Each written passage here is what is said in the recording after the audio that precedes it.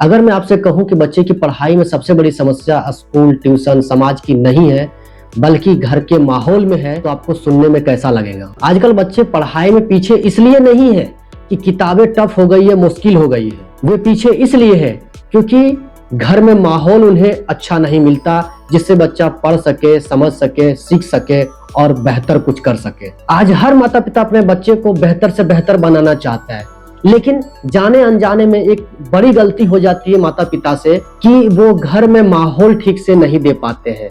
वो खुद ऐसे ऐसी एक्टिविटी में लिप्त रहते हैं जिससे बच्चा खुद देख करके सीख जाता है, और हम ब्लेम लगाते हैं कि ये स्कूल में जाके सीखा है, ये ट्यूशन में जाके सीखा है, ये मोहल्ले में जाके सीखा है, जबकि वो घर में सीख रहा है। हमें अपने घर में सही माहौल देना होगा, शांत माहौल देना होगा, तब बच्चा स्टडी पर फोकस कर पाएगा। बच्चे अक्सर बोलते कुछ नहीं है, लेकिन सारा वो जो कुछ भी वो देख रहा है वो सारा वो सोचता चला जाता है। बच्चा वही सीखता है जो वो घर में देखता है, समझता है और सुनता है। जरा सोचिए, अगर घर में तनाव का माहौल है, आपस में झगड़ा झंझट का माहौल है, एक दूसरे पर ब्लेम लगाने का माहौल है और बहुत सारा शोर शराबा है, तो क्या बच्चा उस परिस्थिति में कुछ सीख पाएगा, कुछ फोकस कर पाएगा? बच्चा किताब थोड़ी देर के लिए भले ही खोलेगा, लेकिन वो फिर टेंशन के कारण या दबाव के कारण वो किताब को फिर से बंद करके फिर साइड में रख देगा, फिर वो भी मोबाइल देखने लगेगा या इधर उधर वो भटकना शुरू कर देगा, और इससे बच्चे की जो लाइफ है वो खराब हो जाएगी। तो बहुत ज्यादा जरूरी है कि पेरेंट्स सबसे पहले घर में शांति का माहौल बनाए। ये भी बच्चे को बहुत ज्यादा डिस्टर्ब करता है। बच्चे का दिमाग बहुत ज्यादा संवेदनशील होता है। अगर बच्चे के सामने में आप गुस्सा करते हैं, ऐसी कोई प्रॉब्लम खड़ा करते हैं, तो बच्चा इतना संवेदनशील होता है, वो पढ़ाई से ज्यादा उन बातों की तरफ चला जाएगा और फिर आप उसे रोक नहीं पाएंगे और फिर वो बिल्कुल गलत दिशा में चला जाएगा। दूसरा है कि बच्चे की तुलना करना छोड़ दें। हमेशा आप शर्मा जी, वर्मा जी के बच्चे से तुलना करते रहते हैं, क्या मिलेगा इससे? दूसरी बात है कि आप स्कूल में जाते हैं तो दूसरे बच्चों से कंपेयर करते हैं, देखो उसका कितना मार्क्स आया। ये करना बंद करें। बच्चे को ऊपर बस इतना आप समझें कि बच्चा सही से, आपका बच्चा समझ रहा है, फोकस कर रहा है स्टडी पर कि नहीं, इतना ही बेहतर है उस बच्चे के लिए। बच्चा जब बेहतर करने लगेगा तो वो अपने आप उसके नंबर बढ़ जाएंगे, फिर आपको चिंता करने की कोई जरूरत नहीं पड़ेगी। ये तुलना करने की आदत को हमें छोड़ना चाहिए। नंबर जिस पर आप टिके हुए हैं, परसेंटेज जिस पर आप टिके हुए हैं, उस पर भी जाना आप बंद कर दें। बच्चे के परफॉर्मेंस पर आप जोर डालें कि बच्चे का परफॉर्मेंस कितना अच्छा है। वो परसेंटेज से और नंबर से डिसाइड नहीं होता है, बच्चे के समझ से डिसाइड होता है। उससे सवाल करने के बाद वो जो आंसर देगा उससे डिसाइड होता है। तो प्लीज आप किसी से कंपेयर करना बंद करें। इससे बच्चे में हीन भावना पैदा होती है, बच्चा डल हो जाएगा, फिर आप उसका इलाज करवाते रहिए साइकोलॉजिस्ट के पास जाकर। तीसरा है, घर में जो मोबाइल, टीवी, सीरियल और राजनीति वाला जो माहौल है उसे तुरंत ही रोक दें। बच्चे को एक सही माहौल उपलब्ध करवाएं।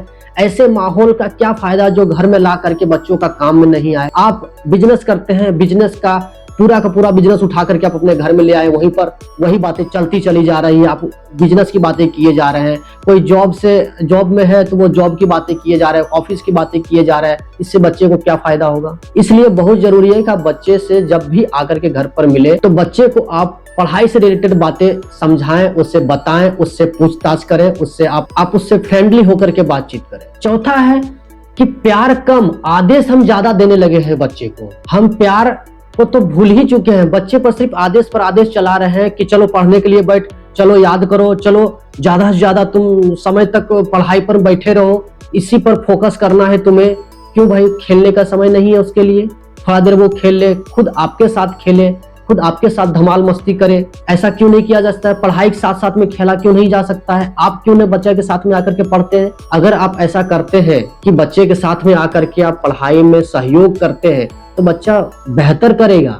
सिर्फ आदेश चलाने से बच्चा नहीं समझता है, क्योंकि बच्चा अच्छी तरह जानता है कि सिर्फ आप आदेश चला रहे हैं, आपके बारे में वो अच्छी तरह जानता है कि आप कुछ करने वाले हैं नहीं। उसका सहयोग वो स्कूल और ट्यूशन पर डिपेंड हो गया है, और इस तरह से बच्चा आपकी कदर भी करना छोड़ देगा। जहां भी बच्चे की पढ़ाई से संबंधित उसकी बातें सुनी जाती है, बच्चा वहां पढ़ाई को बोझ नहीं समझता है, बच्चा पढ़ाई को अपना दोस्त समझता है। पेरेंट्स से अक्सर ये मिस्टेक हो जाती है कि पेरेंट्स हमेशा ये सोचते हैं कि बच्चा स्कूल तो जा रहा है, वहां कर लेगा, बच्चा ट्यूशन तो जा रहा है, वहां कर लेगा, लेकिन ये काफी नहीं है। आपको भी ध्यान देने की जरूरत है कि बच्चा घर पर क्या कर रहा है, बच्चे की पढ़ाई में मैं क्या सहयोग कर सकता हूँ, अगर माँ है तो मैं क्या सहयोग कर सकती हूँ, और सब मिलके इसका कैसे हम लोग सहयोग कर सकते हैं, उसे प्रैक्टिकली कैसे समझा सकते हैं, अपने लाइफ से, अपने जॉब से, अपने प्रोफेशन से, अपने बिजनेस से कैसे बच्चे को रिलेट कर पाते हैं उसके लाइफ से।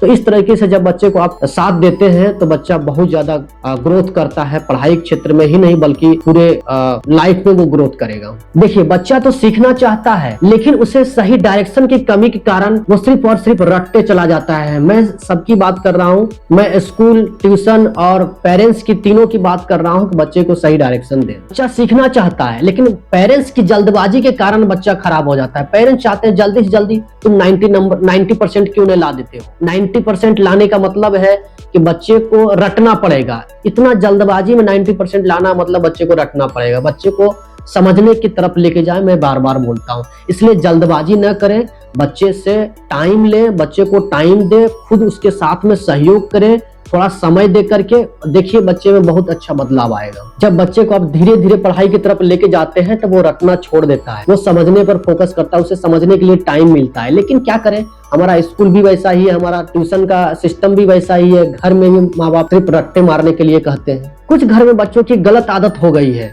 पेरेंट्स भी इस पर ध्यान नहीं दे रहे हैं। बच्चे टीवी देखते हुए खाना खा रहा है, उठते बैठते मोबाइल देख रहा है, वो इधर उधर फालतू के समय में खेल रहा है, कोई अच्छी हैबिट उसके अंदर में नहीं है, ना वो स्किल पर जोर दे रहा है। इस तरह से उसकी जो आदत खराब होते जा रही है, बच्चे को बिल्कुल गलत दिशा में लेके चला जाएगा। वो पढ़ाई की तरफ कभी फोकस भी नहीं कर पाएगा और वो उसका हेल्थ भी खराब हो जाएगा उससे। साथ ही साथ उसके डिसिप्लिन को बिल्कुल बिगाड़ के रख देगा। स्कूल के अंदर बिल्कुल कंपटीशन वाला माहौल है, टीचर को सिलेबस दे दिया जाता है कि उसे जल्दी से जल्दी कंप्लीट करना है और बच्चे को समझाना नहीं है, बस रट्टा मार ले और 90% ले आएगा। इस तरीके से बच्चे का दिमाग कभी समझ नहीं पाता है और वो डल होता चला जाता है। वही बच्चा जब घर में जाता है तो घर में भी वही कंपटीशन का माहौल है कि जल्दी से जल्दी रट लो, जल्दी से जल्दी होमवर्क पूरा कर लो, फिर तुम मोबाइल देखना, फिर तुम टीवी देखना, फिर तुम खाना खा लेना। बच्चों को समझना बिल्कुल भी नहीं है और वही बच्चा आगे जाकर के कमजोर बनता है। देखिए, ट्यूशन भी काफी हद तक घर के माहौल पर डिपेंड करता है। ट्यूशन कॉन्सेप्ट समझा सकता है लेकिन कभी भी बच्चे को मन की शांति नहीं दे सकता, वो घर में ही मिलेगी। लास्ट में मैं यही बोलूंगा कि घर को सीखने वाला माहौल बनाए जिसमें बच्चा अच्छे से फोकस कर पाए, अच्छे से विषय को समझे और सीखे। घर में शांति का माहौल बनाए, आपस में कोई भी लड़ाई झगड़ा न करे, कोई भी शोर शराबा न करे ताकि बच्चे की पढ़ाई में कोई डिस्टरबेंस हो और बच्चा फिर डल हो जाए। बच्चे को सुने, सिर्फ आदेश मत दे कि इतना पढ़ लो, इतना नंबर ले आओ, इतना सारा रट लो, नहीं, उसका साथ दे। आप खुद उसके साथ में बैठ के पढ़े और पूछे कि स्कूल से आज आपने क्या पढ़ के आया, क्या आप मुझे बता सकते हैं, क्या आप हमें समझा सकते हैं, क्या ये टॉपिक आपको समझ में आया, चलो इसको रिलेट करके देखते हैं आपकी लाइफ से कैसे सीख सकते हैं। इस तरीके से अगर आप घर का माहौल बनाते हैं तो बच्चा बहुत कुछ सीखेगा आपके घर से भी और वही दोहराएगा जाकर के वो स्कूल में, ट्यूशन में भी, तो बहुत बेहतर वो कर पाएगा। हमेशा उसे ये कहिए कि तू नहीं कर पाएगा की जगह पर उसे हमेशा कहिए कि तुमसे ही होगा, तुम कोशिश तो करो। और घर का पॉजिटिव माहौल बनाए, एक सही भाषा का इस्तेमाल करे ताकि वही भाषा बच्चे के स्कूल से मैच करता हुआ हो।